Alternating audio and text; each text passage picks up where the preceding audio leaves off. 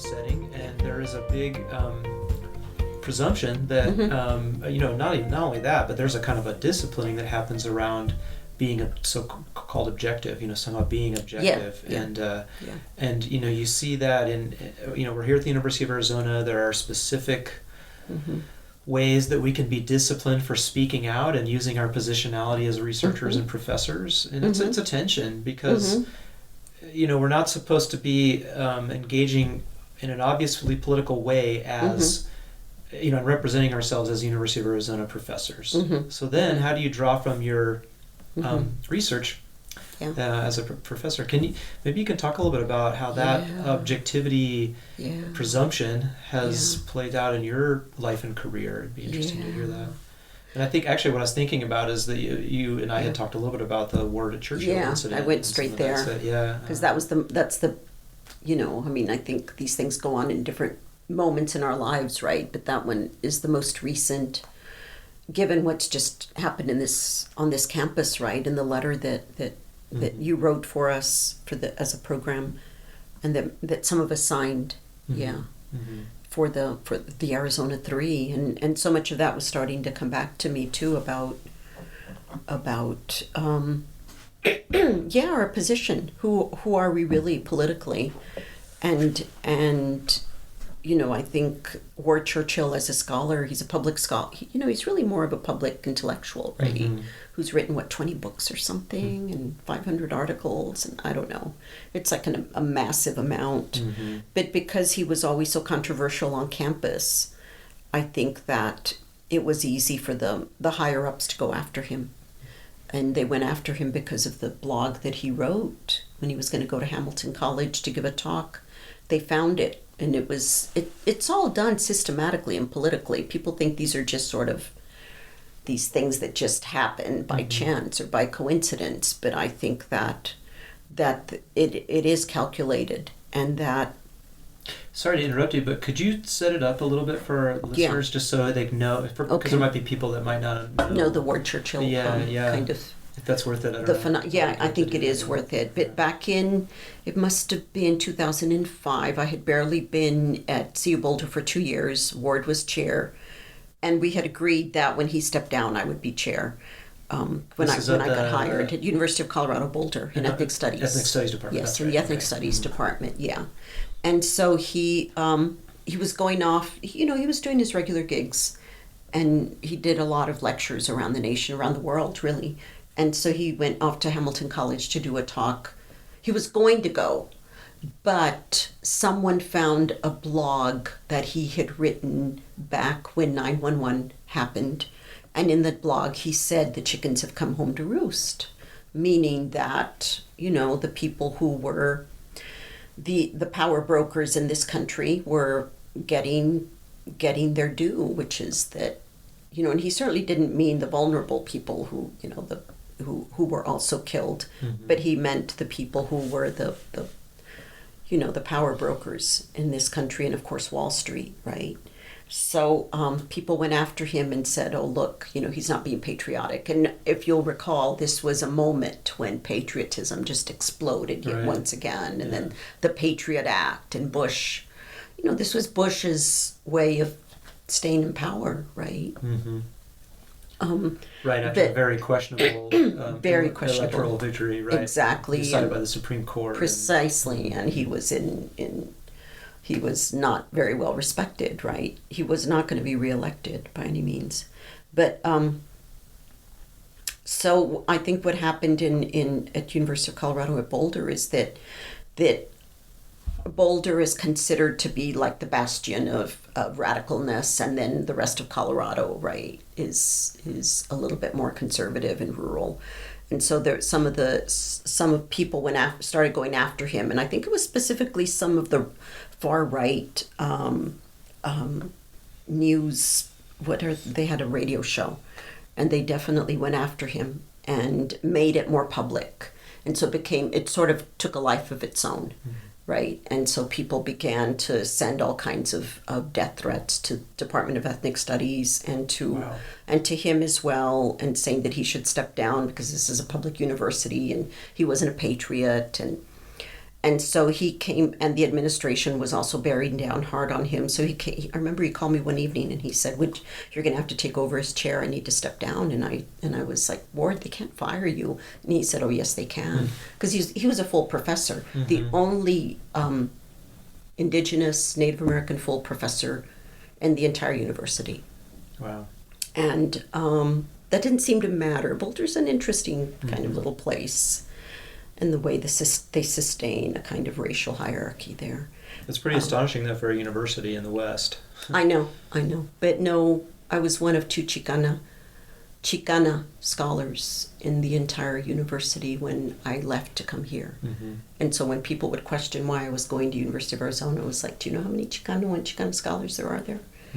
And just really nice people, too. As opposed to people who don't. There was no respect for ethnic studies at CU Boulder. There really wasn't, and I don't mind saying that publicly. I think there are enough ethnic studies scholars who went through that program as professors, and ended up in places like Harvard, and were like, no, thank you, to CU Boulder. So Ward was basically under fire, and the administration, they were determined. And this was a moment, I think what happened at the beginning is most of the university, a lot of the faculty and students were definitely backing him, because this is about First Amendment rights and his freedom of speech. And so there was enough support. But then it slowly began to die off as people began to watch the case a little more, and the case was not going away, and administration and the regents and the nation too was basically, it became national news. Yeah.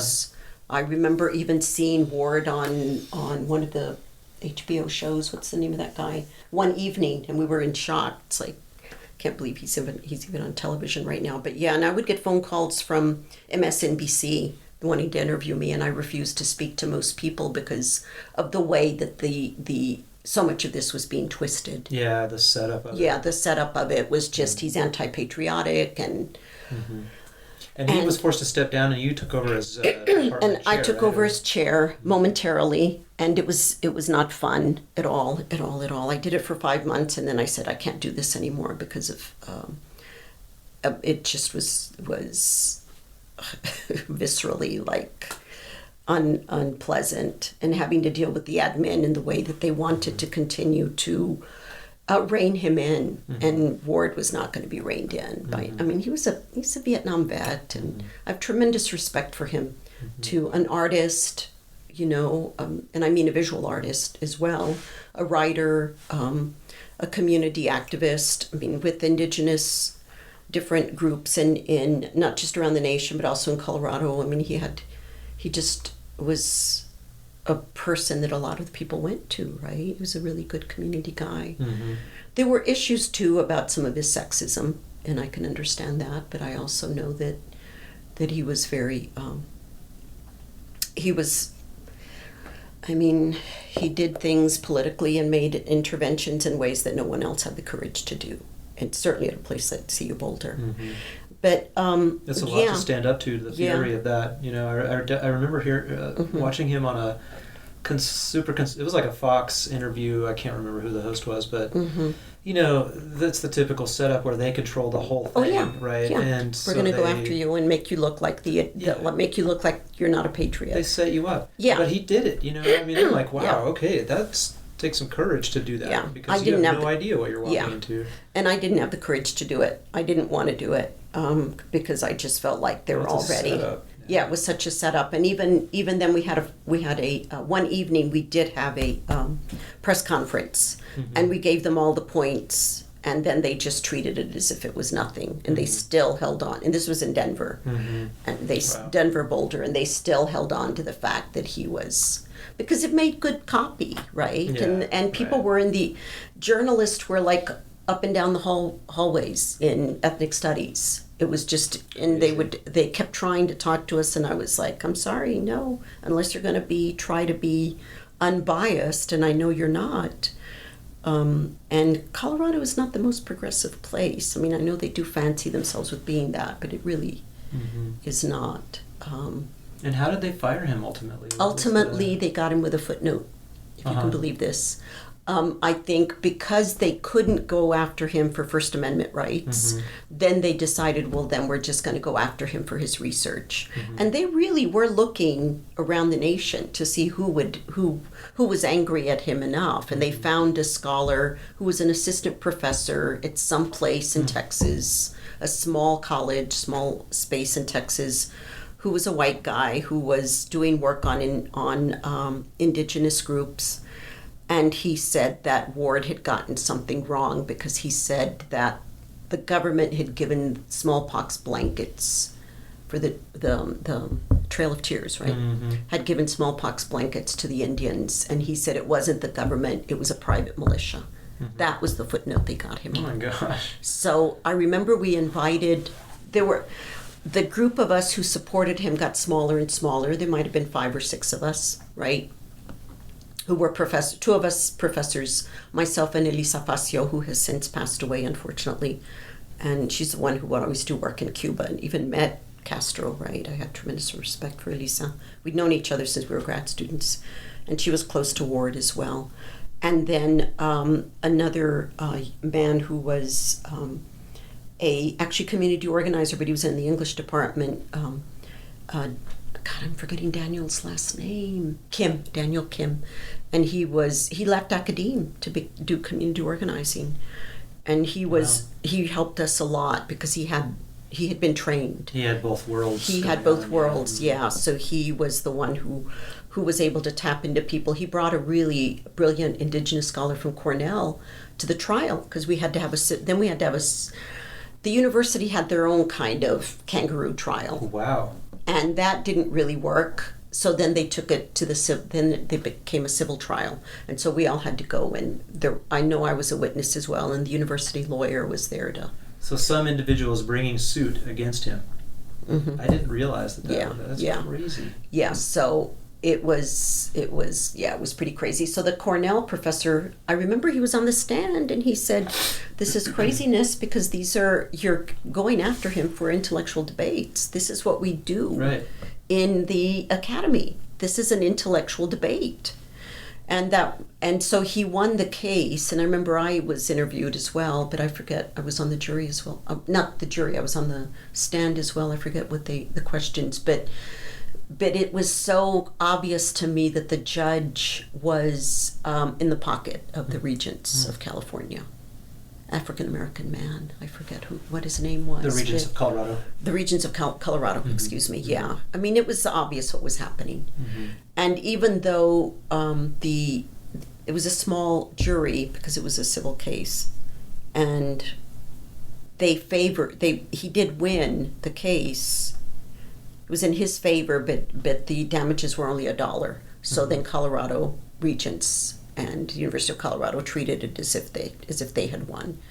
And but yeah, they managed to fire him based on that. And then he left, sold his house, and his partner, who was wonderful and does work on indigenous scholarship as well, is a lawyer and a legal scholar who was teaching for Georgia still and hadn't left that position, so went back. And I believe that's where he's living now. Oh, okay. Yeah. But now his daughter teaches here at university, in the law school. And I went to her wedding. I was at her wedding, and I remember also that, she... Aquila, right? Yes, Aquila. Aquila. And now she's here. And I think you know her husband. I do. Yeah, I'm on his committee. Yeah, he was in Jed. He was in our Department of Ethnic Studies. Great guy. Yeah, he really is. I love him. Yes, I remember because he got into trouble in Mexico. And he got disinvited. He got disinvited, out, and I think he was almost in a detention center or something with someone, and I had to call. I remember Ward and Natsu calling me and saying, would you mind calling Mexico, because our Spanish isn't as good. And mine isn't that great, but I still managed to find out where he was and what they were doing with him so they could get him out. Yeah. He had gone down to hang out with the Zapatistas for a little while. That's it. That's what it was, yeah. Yeah. Right. Yeah, it's like these lessons we get, right? So, yeah, they're a great family. I love them. I need to catch up with them. But yeah, that was quite the event, and I couldn't believe that they did. I mean, I began to see the writing on the wall. Ward was right. He knew what was happening. But I think something I learned as well I got incredibly disillusioned with the academy more and more, but certainly with the University of Colorado and the manner in which they were upholding, the wealthy and the regents who were so politically to the far right. In fact, as a result of that case, the regents and donors managed to get a position that was, what did they call it? A politically, because they said there were too many liberals on campus, too many far right, too far to the left and leftist on campus, and so they wanted someone who was politically in the right. So they did get a position, a chaired position, for someone, a scholar who was going to be, who was in their minds more objective about these things. So yeah, lots of money went to someone like him. Well, it's so the work of an academic is, it doesn't matter where you are, even a geoscientist, that would be seemingly apolitical. It is also fundamentally political. It is. It's always political, and either we are or we aren't, right? Because some people choose not to be. Right. And that's fine if they choose not to be, but really it's not. But nonetheless, you are. Yeah. That's it. You're making that decision to not be to be political in that way. Yeah. And to step back and say, no, I'm not going to get involved in this. And we just saw it happening on campus. And your writing that letter meant that you were, nobody asked you. I didn't ask you. So I was really grateful to you and so were the students who I spoke to, because you just did it out of your own accord. And that's what you do. You step up, right? We just step up and we do that to show our support, because we are political animals in these spaces, and people want to pretend that we're not. But we are, and how can you study history? How can you study anthropology? There has to be some kind of recognition there that what we do is to speak out about what's happening in the world, either in the past or the present, or in the ways that the past and the present are connected. Exactly. And it's like, what's the expectation? Well, the expectation by coming from many circles is that we'll just keep quiet and teach some basics.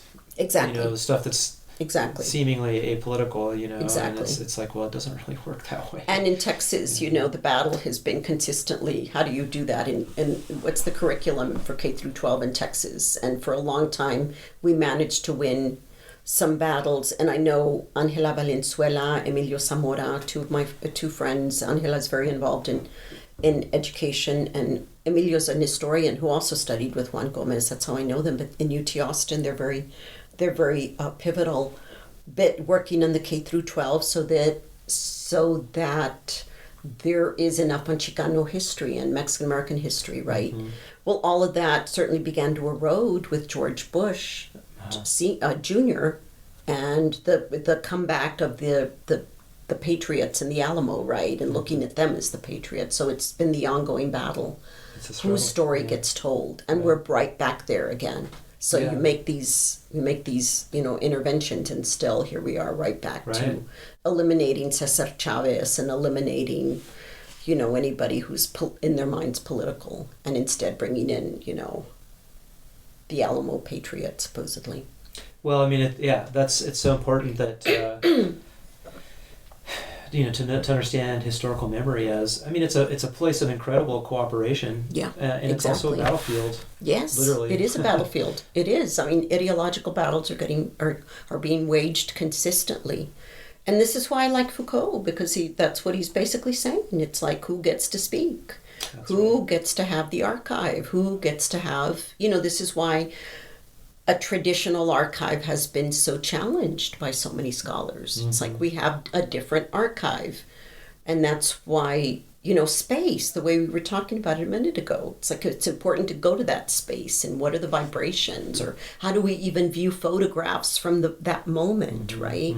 So many different ways of looking at an archive. Films, and what films are representing for the 1930s versus 1980s 80s, right? And just tracking that. And that's one of the things I try to teach my students is you've got to be critical thinkers.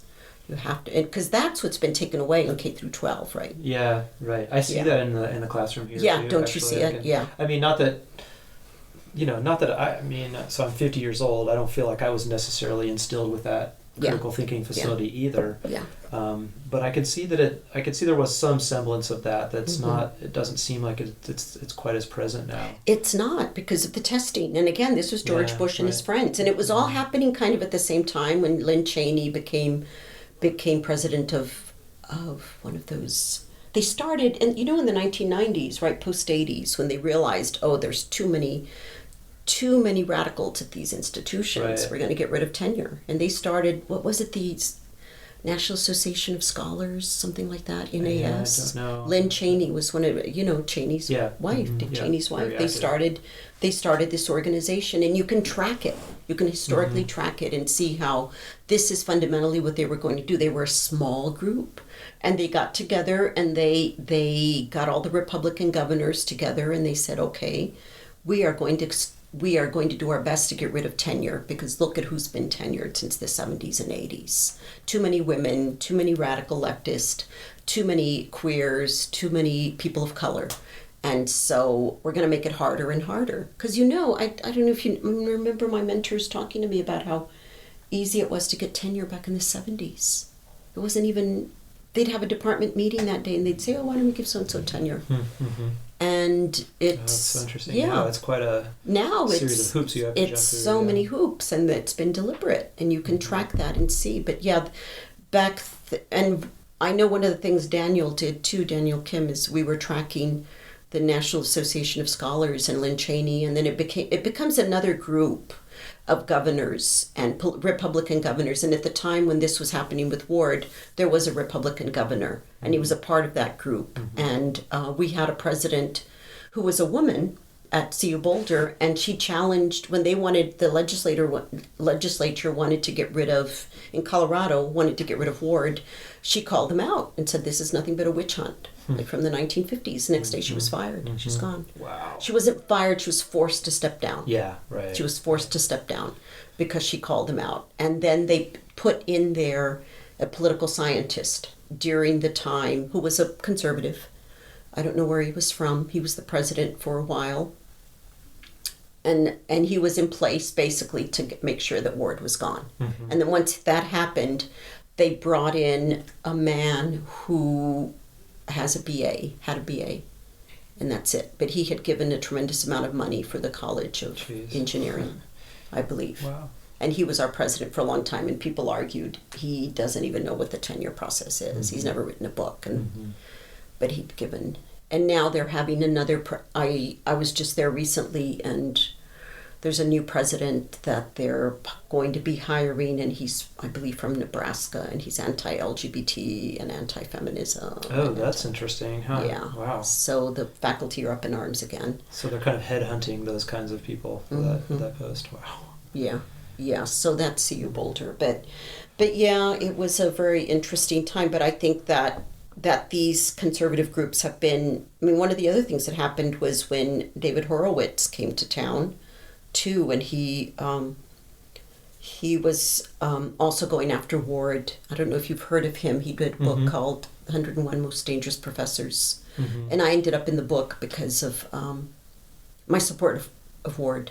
Yeah. Noam Chomsky, who's here now, was in the book. So was Angela Davis. Evidently, I was in the book. I looked it up, and I was in it because of my allegiance to Chicano history. Yeah. And that in itself is considered radical. Yeah.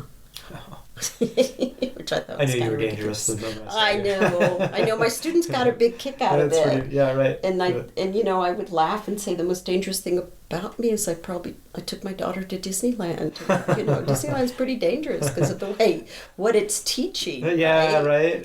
Yeah, we just have different conceptions of danger at work. Exactly. Here. So I wanted to ask you. You're. So here you are at the University of Arizona in the Southwest Center. You've got a split position between the Southwest Center and Gender and Women's Studies. you're back at a border university, basically. Mm-hmm. I mean, it's different from UT El Paso. Yeah. In some ways, but we're still. I think we could be considered a border university. And a lot of those issues are, I agree. definitely present here. So you're looking around the university landscape and the broader, position of the university here. What do you see, and what do you see in terms of what's important about borderland studies, and oh God, how do you situate yourself in that? The thing that I love about University of Arizona, and I know, certainly I'm new here, so of course I'm still in that pink bubble of just being so happy to be here, but I'm happy to be back closer to the border. And it's not just the landscape being brown. I mean, it's like there's brownness everywhere, and I love that, and the respect of that as well. That I think there's certainly far more respect of it, or at least acknowledgement of it, in a way that I didn't see in a place like Boulder, right? There's so much erasure. I mean, the snow just covers everything up. The whiteness covers so much up, and we don't have that here. You can't cover it up. You cannot cover up the brownness. It's in the landscape. It's in the people. It's in the history, and I really feel like Tucson and Arizona are in the front lines of so many battles, and we saw that recently with the Arizona 3, and I had the privilege of having one of those students in my Chicana history class last year, and there's some really fierce, incredible students here who are themselves from the frontera and whose parents come from Hermosillo or close by. I mean, because the border is such a false space, right? Certainly it is for them as well. And I love those possibilities and the different debates people are having here, and the way in which people put their bodies on the line in ways that I didn't see happening quite. I mean, again, when I say the Ward case became just a handful of us, and that didn't happen with the Arizona 3. I mean, there were hundreds of people still out there, and there were more people supporting it and continuing to support it so that the charges were dropped, right? Yeah, there was a lot of pressure. There was a lot of pressure. That pressure was not sustained in Ward's case at all. And they knew they could do that. And here I think that, even the K through 12 battles that have happened here with Mexican American studies, and people saying things like, oh, but that's Arizona. I'm like, yeah, but it's because people are on the front lines. That's and right. Because they do have Mexican American studies in K through 12. Do you think they have it in other parts of the nation? No, they don't. So think about these things. But I really appreciate that you're saying that, because I think it is, I talk to people, myself included, who feel pretty jaded about Arizona politics often, but I think that's such a good point, that one of the reasons that we come up against all of these kinds of issues so frequently is partly because people are not standing for it. They're not standing for it. They're on the front lines. And I saw that even when I was in Colorado, and I would read about things, and people were like, oh, boycott Arizona. And there were some Chicanos from Texas saying that. And I'm saying, really? Really? Boycott Arizona? And you're in Texas? I mean, I'm from Texas. I can say this. But I think it's because of it was SB, which one was 1070. it? 1070. And so people were being really adamant about, hurting the businesses. And I understood that. But I think what people also weren't looking at, and we have to look so closely, it's the front lines and what people are battling here. And I really admire that and it has a history of that. And I used to get students at CU Boulder too who are from here, and they themselves would just get so discouraged and tired, but they're from here, right? And sure, any place will wear you out, I think. And this is why we need new generations, right? And new blood. Just observing the way people have talked about that incident of the Arizona 3. So, you have 3 students who show up in a classroom, right, in which the Border Patrol, a couple of Border Patrol agents are there present. They're fully uniformed, right, as I understand it. They've got their guns on. They've got their guns armed, on, yeah. Which is against U of A policy. Yeah. And they're pointing this out. Yeah. They're letting people know that this is not how this is not cool. This is not cool. And I think that's the part of that, the kind of the structure of that history, the actual structure of racism, institutionalization of racism, the historical experience of it here in southern Arizona, it's been really hard to bring that into the conversation. And not surprisingly, because that's part of the struggle. Yeah. This is where historical memory is being struggled over and place.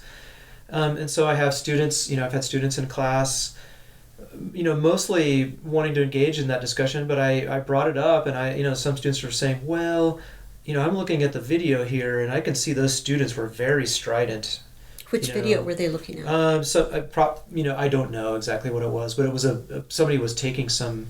Oh, okay. Apparently taking some video when it was happening, and it got posted or something. I haven't seen that. Yeah, okay. So I could have some of this wrong. Okay. But even from other people who are in positions of of authority here, saying, well, the students are really strident, and so that's a mitigating factor. You got to understand why officials reacted that way. And I get that. I can understand. That probably the people in that classroom were like, whoa. Yeah. Sure. Yeah. But for the university to just kind of like cue to the side of the police and I know. That I know. I think that took a lot of us by surprise. Yeah. It's like, okay, wait a minute, Seriously, you need to know something about where you are. Exactly. So anyway, that was a long question, but maybe could you speak to that a little bit? Well, that's so good that because that's exactly what people saw happening. It's the political moment, right? It's number 45, and so much that has been permitted under him and his cohorts, right? Because it's not just him. He's a puppet for the rest of them, for the greedy people who are running things. But it's like you see this throughout the nation. We see it globally. And that people aren't putting up with that kind of strident stand. In the 70s and in the 60s and 70s, 50s, 60s, 70s, right? Civil rights movements, this is what people were doing. Right. And this is the manner in which people know that's how you got things done. The labor movement of the 30s, right? When people were standing up and being strident then as well. It doesn't happen because people hand things to you. And if people aren't, this is when I become an historian, if people don't look at this kind of strike activity, activism in the late 19th, early 20th century, in the 50s and 60s and 70s, then they don't see that, there are parallels, and this is what has to be done if we want change. Right. And excuse me, I spoke to Denise, I have enough, who was one of the students, who was one of the Arizona 3, and she's the one who initially saw them. And she's the one who recognized that with their guns, they really weren't supposed to be on campus. And she said had she stopped to really think about it, she wouldn't have done it, but she started calling them out. And she said, I know, and this is someone who's first generation at this, in college, right? I met her mother as well, and her stepdad. And she said, I'm in a position of privilege because I get to be in this institution. And so because I'm in a position of privilege, I felt like it was up to me to say something. And I really admire her for her courage because she knew she was probably going to get in trouble. She was the only one. There was a classroom there. She didn't know how they would be responding to her. And then I think the 2 other students who are also chicanx women joined her, Mexican-American young women. And so if we're not strident, how are we going to get things done? Right? Yeah, it takes a jolt sometimes. It really does take a jolt. System, yeah. And I think still, they didn't have guns. That's right. Yeah, that's right. That's a really important point. They are not the ones with the guns. They had words. They had words, and it's not as if they were getting violent. They're putting their bodies on the line in a putting their bodies on the line. They were not the ones with guns. And they were not the ones in uniform, but they have a history of knowing what the Border Patrol does to them and to their families when they cross back and forth because of this false border. Right. And so people know, any of us who cross the border and go back and forth and have to declare that moment, perform, right, and say citizenship. And we're asked citizenship and that kind of nerve-wracking thing you go through. Am I going to sound like I'm from the U.S., right? How do I say this? Am I privileged enough? Do I pass enough, right? So all of those things that historically have been going on, it's been going on certainly since in this since 1917 in the immigration laws, Mm-hmm. right? Mm-hmm. Yeah. Right. Yeah, we are essentially living in a kind of military zone or Yeah, militarized we are. zone for sure. We Even are. all the way, Yeah. an hour's drive away from Mhm. the border, we're still in the sphere of that. And Yeah. Customs and Border Patrol Hmm. have all kinds of presence in Tucson, and Yeah. we see it in South Tucson when they're Yeah. actually making arrests. Yes. People are showing up to call that out, and it's Yeah. intense. I know. It's intense. It is. It is. And It's yet, definitely plenty of intense. people don't have a sense of that intensity either. No. And that's I know. where a moment like this, Yeah. among many things, that's what it can serve to. I know. To It call calls it attention out. to. Yeah. It calls Mhm. attention to it, and it forces people to make a decision about where they stand with it, right? Yeah. Yeah. So. Well, thank you, Yeah. Emma. So great to have you on our first episode of Thank Journal at you. Southwest Radio.